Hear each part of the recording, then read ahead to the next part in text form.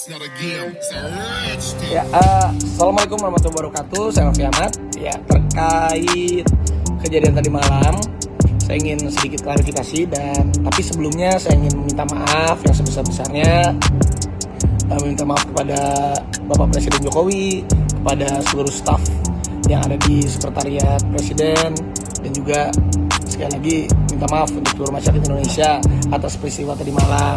Jadinya semalam itu bukan di tempat umum, tetapi memang di rumah pribadi salah satu ayahnya teman saya.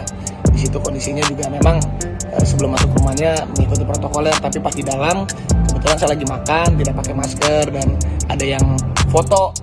Tapi apapun itu, saya juga minta maaf karena kejadian ini jadi heboh.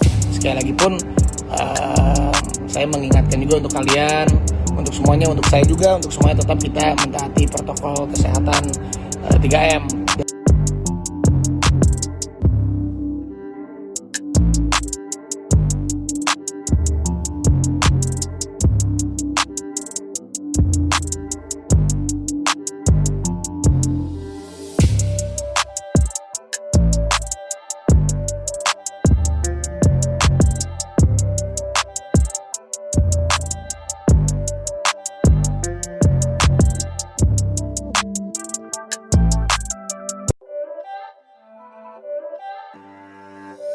It's not a game, it's a rich thing.